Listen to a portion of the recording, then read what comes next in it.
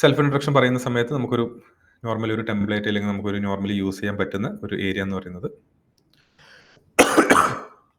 Sorry നമുക്ക് നമ്മുടെ ആരാണ്. ഓക്കെ, ഇവിടെ നമ്മൾ ശ്രദ്ധിക്കുക, നമ്മുടെ പേഴ്സണൽ സ്റ്റോറി അല്ല അവർക്ക് ആവശ്യമുള്ളത്.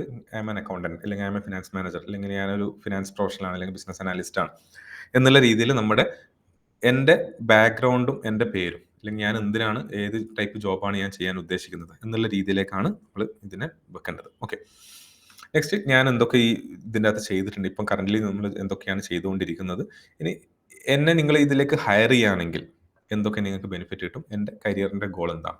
ഓക്കെ, അപ്പോൾ നമ്മളൊരു ഇങ്ങനൊരു ഗ്രോയിങ് കമ്പനി, നിങ്ങളൊരു ഗ്രോയിങ് കമ്പനിയാണ്, അല്ലെങ്കിൽ നിങ്ങളൊരു സ്റ്റാർട്ടപ്പാണ്, എന്താണ് നമ്മൾ ആ കമ്പനിയെ കുറിച്ച് പഠിക്കുന്ന സമയത്ത് മനസ്സിലാക്കിയത്.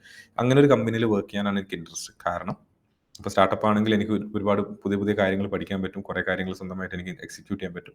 അങ്ങനെ ഒരു ആൻസർ നമ്മൾ ബിൽഡ് ചെയ്ത് വെക്കുക. അത് ഞാനത് ഓരോന്നായിട്ട് എക്സ്പ്ലെയിൻ ചെയ്യാത്തത് ഓരോ ഇൻസിഡൻറ്റും അല്ലെങ്കിൽ ഓരോ സിറ്റുവേഷനും ഡിഫറെൻ്റ് ആയതുകൊണ്ടാണ്.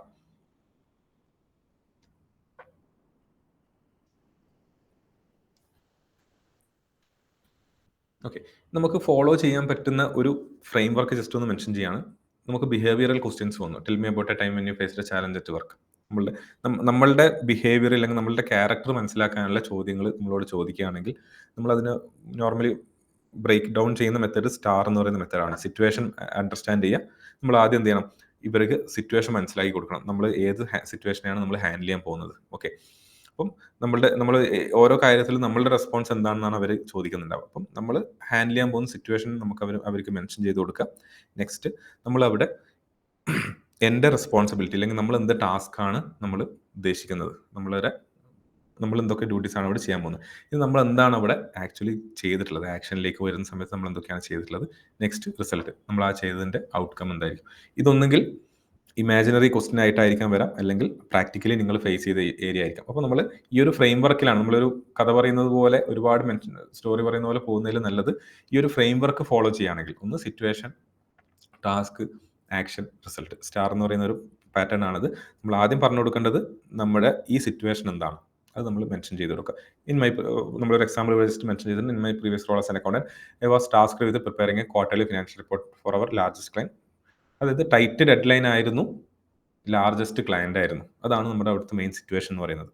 ഓക്കെ, ഫിനാൻഷ്യൽ റിപ്പോർട്ട് ഉണ്ടാക്കുക എന്ന് പറയുന്നത് ഒരു വലിയൊരു ചാലഞ്ച് അല്ല, പക്ഷേ ലാർജസ്റ്റ് ക്ലയന്റിന് വേണ്ടിയിട്ട് ടൈറ്റ് ഡെഡ് ലൈൻ്റെ ഉള്ളിൽ നമ്മൾ ചെയ്യുക എന്നുള്ളത് ഒരു വലിയ ഇമ്പോർട്ടൻ്റ് ആണ്.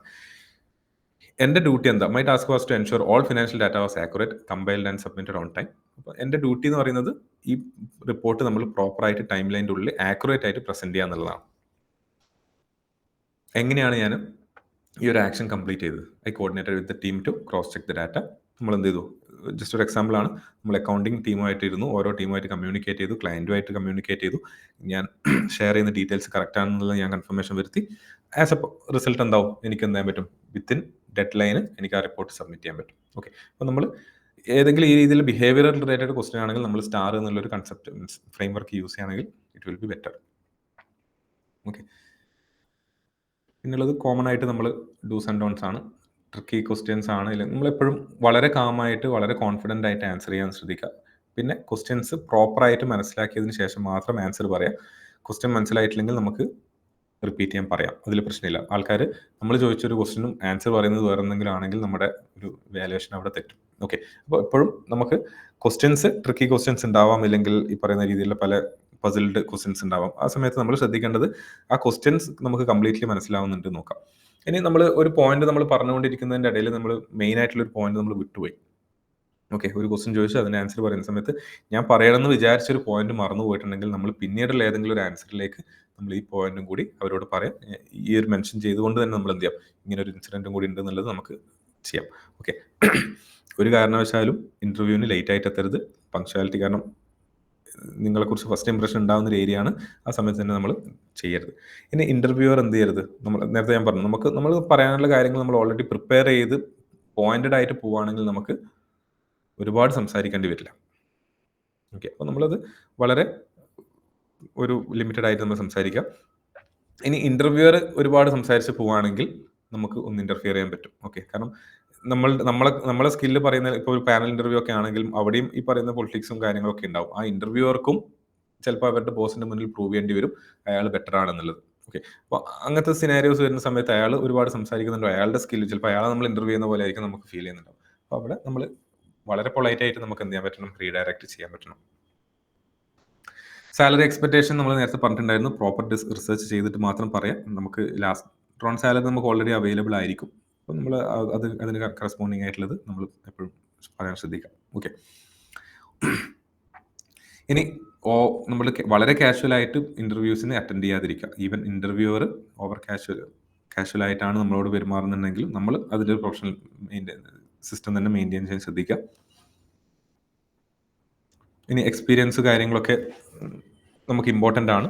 ഇനി നമ്മുടെ ഈവൻ നമ്മളൊരു ഫ്രഷർ ആണെങ്കിൽ പോലും നമുക്ക് എന്ത് ചെയ്യാൻ പറ്റും, നമ്മുടെ ലൈഫിൽ ഇതുവരെ ഉണ്ടായിരുന്ന എക്സ്പീരിയൻസ് അല്ലെങ്കിൽ നമ്മൾ ഇതുവരെ പഠിച്ചതിൻ്റെ അകത്തുനിന്നുള്ള നോളജ് വെച്ചിട്ട് നമുക്ക് എന്ത് ചെയ്യാൻ പറ്റും, അത് കവർ ചെയ്യാൻ പറ്റും. അപ്പം അതിന് ആ രീതിയിലും കൂടി നമ്മളൊന്ന് പ്രിപ്പയർ ചെയ്ത് പോവാം. ഓക്കെ. ലാസ്റ്റ് സ്റ്റെപ്പ്, നമ്മളൊരു ഇന്റർവ്യൂ കഴിഞ്ഞ് കഴിഞ്ഞാൽ, നമ്മളിതിപ്പം നോൺ ടെക്നിക്കൽ ഏരിയ എന്നുള്ള രീതിയിൽ പറയുകയാണ്, നമ്മളൊരു ഇന്റർവ്യൂ കഴിഞ്ഞ് കഴിഞ്ഞാൽ നിർബന്ധമായിട്ടും ചെയ്യേണ്ടത്, നമ്മളെ ഇന്റർവ്യൂവിന് കോൺടാക്ട് ചെയ്ത ഒന്നുകിൽ ഫോൺ ത്രൂ ആയിരിക്കാം, മെസ്സേജ് ത്രൂ ആയിരിക്കാം, ഇമെയിൽ ത്രൂ ആയിരിക്കാം, നമ്മൾ അതിനൊരു താങ്ക് യു നോട്ട് കൊടുക്കണം.